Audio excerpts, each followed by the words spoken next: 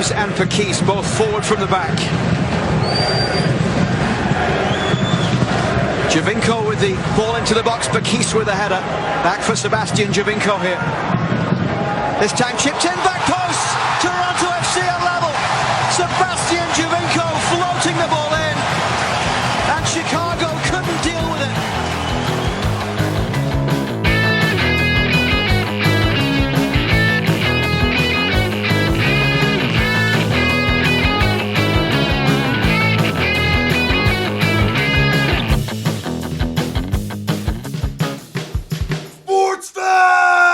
It is Sportsfeld Storytime. We are, for the first time, taking you back to a Toronto FC memory. Ooh la la. Qu'est-ce que vous chantez? So European. Yes. I always loved going to those early TFC games, and people that didn't have British accents would be talking in British accents like towards the pitch. Fantastic. Fantastic stuff. It is hard sometimes to yell at soccer players and not have a British accent. Isn't it funny? I obviously caught myself doing it as well. I'm the poser of posers. But yeah, people would, you call the ref a wanker, and you're like, wait a minute, like, when did I become this person? But it's all in fun, and you're having a good time.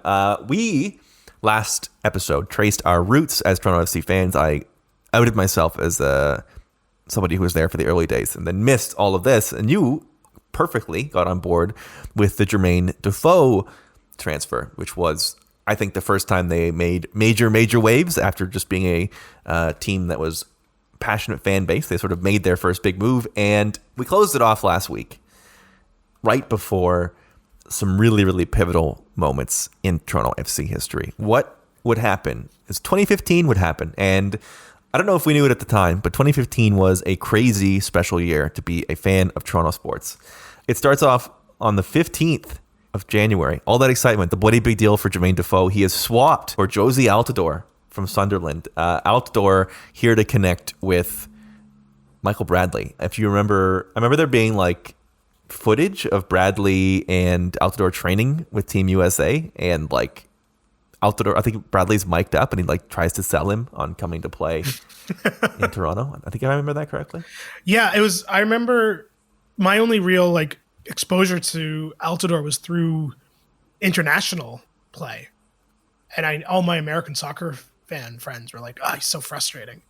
But then he showed up here, and he is obviously he doesn't get the sort of Giovinco credit because it wasn't quite as flashy or as good, but like Altidore. Especially when we get talking about the playoffs next episode. Altidore was a fucking monster in the 2015 and 2016 playoffs. They also, and I don't want to, obviously we can do all this time on Giovinco, we can do all this time on Altidore. Also have to mention, they also, in this same time period, late 2014 or early 2015, they draft Marky Delgado, they draft Alex Bono, they pick up Eric Zavaleta, they get Benoit Cheyrou, they get Clement Simon, all kinds of guys that would really, really, really be pivotal parts of these two huge teams. Yeah, I think because I came in sort of around this time, I don't think I fully appreciated how many guys in this offseason that would be big parts of the title team were added in the months of January and February of 2015.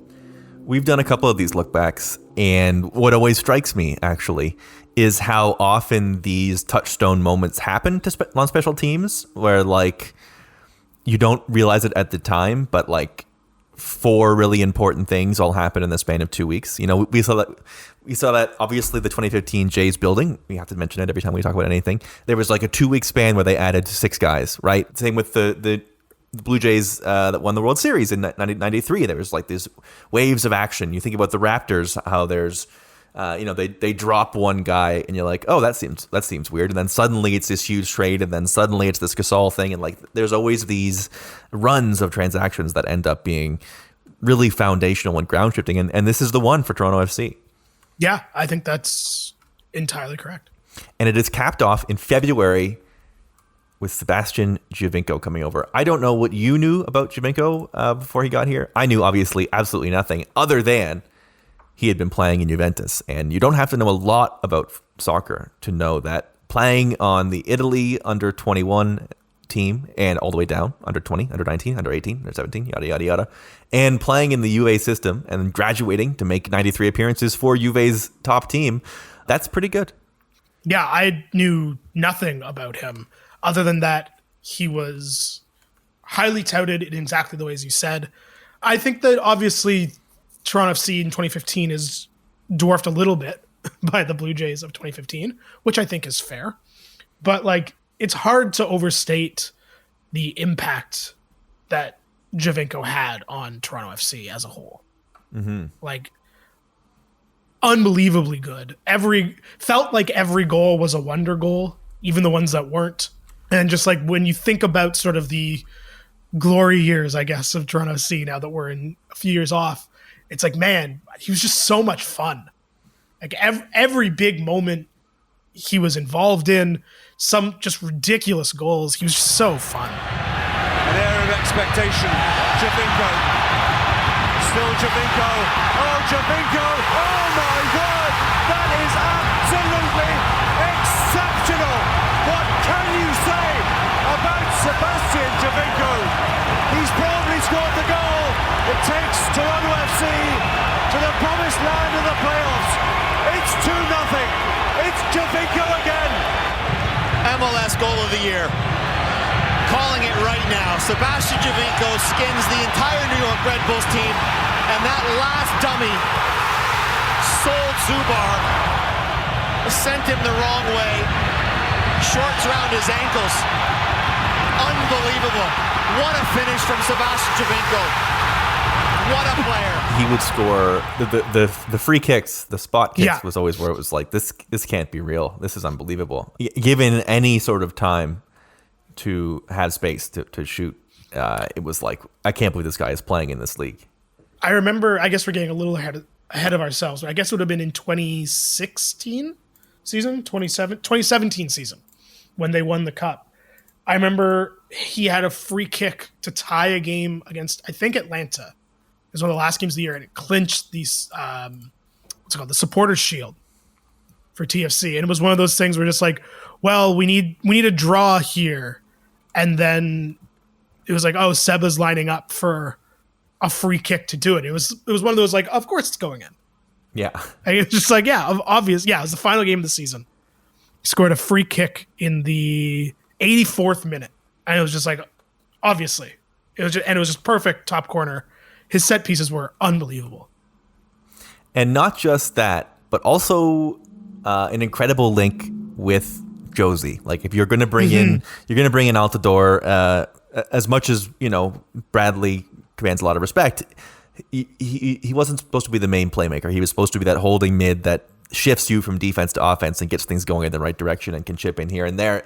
Getting Giovinco with Altidore at the same time, they're just so perfectly meant for each other because for how small Giovinco was and how skilled he was, you had the exact opposite where you had just this amazing, enormous athlete in Jozy who was powerful and could score and like really had an incredible finishing ability. You had this perfect connection where Giovinco could put the ball wherever he wanted it, and Jozy was strong enough to win battles out of the air. He was strong enough to win battles on the ground, and he could score so many different ways as long as you were able to get in the ball. And a lot of times his frustration came, guys couldn't get him the ball, and Giovinco was so good at it.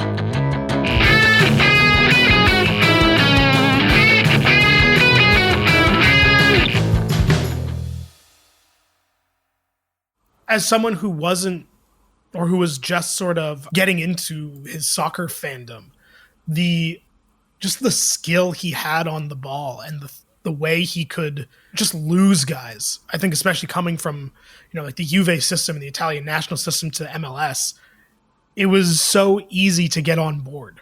Mm-hmm. And just like Toronto loves a guy who's better than everybody else. And it was just so, you'd watch him just absolutely blow by a defender or hit one of those free kicks. And there really was no better guy to sort of build the TFC bandwagon, I think. He ends up scoring 22 goals and assists 10 times, which is bananas. Or pardon me, 17 assists, 23 goals and 17 assists, 22 and 16 in league play. Unreal debut. The team mixed success. They finished 6th in the East and I believe lose to Montreal 3-0 in the knockout round. So still sort of finding their way. But the next year, oh my goodness, 2016 team, which is the team we are focusing on this month. More additions. They bring in Drew Moore. They bring in Clint Irwin, Raheem Edwards, Toussaint Ricketts. Remember? Boy, oh boy. Man, I got real on board with Toussaint Ricketts for a little bit. And this is a much more focused, a much more, really just an awesome, incredible, stronger version of the team. The best Toronto FC team I think we'd ever seen at that point. Absolutely. And yeah, it was sort of that. TFC, I think, have a really fun 3-year arc. So winning the cup of that, like how you build it. It's like how you build it in a video game. You have like your struggle seasons, and then there's a real clear arc of, wow, they're way better.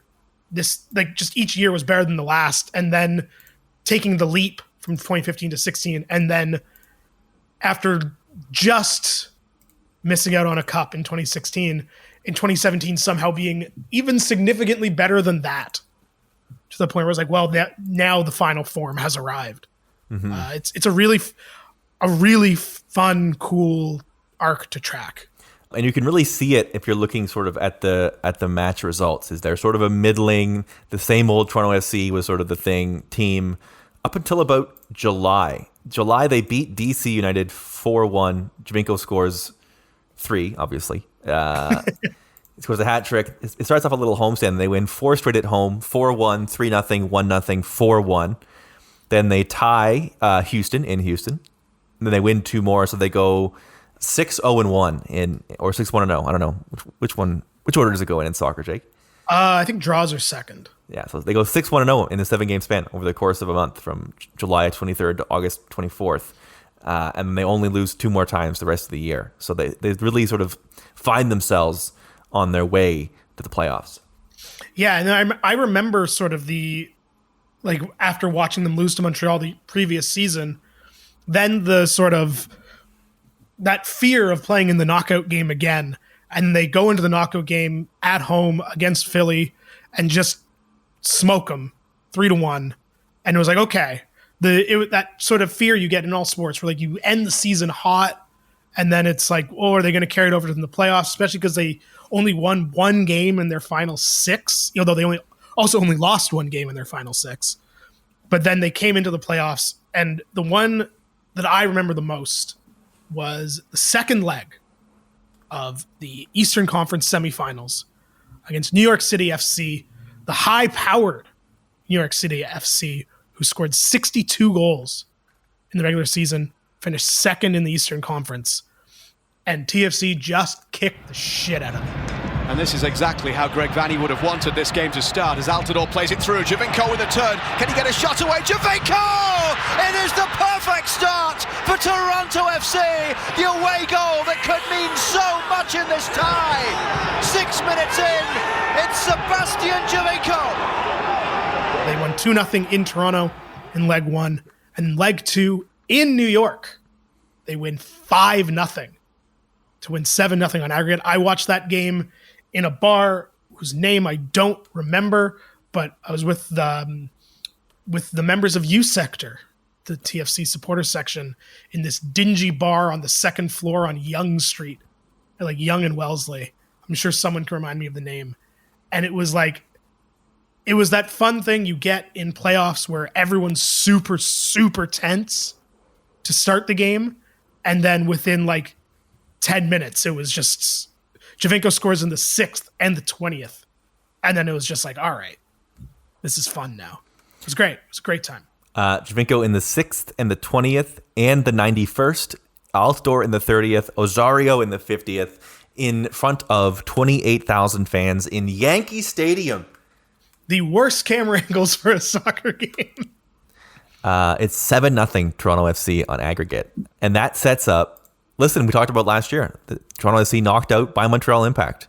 Montreal, I think, speaking as a, very, very light MLS knower about her, and who only has a very select period where it was all about Toronto FC. Montreal really like a little brother franchise always. Like, it always seemed like they never got any respect, even when they knocked out Toronto the year before. It was always seemed like well, Montreal's not going to win anything important. Forever in our shadow, I believe, is the for phrase. Sure.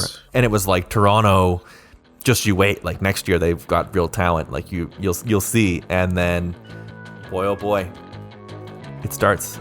Toronto Montreal, round 1, leg 1 of the Eastern Conference Finals. We will talk about that, both legs, some of the best and most thrilling soccer you will ever see next week on an all new episode of Sportsfeld Storytime.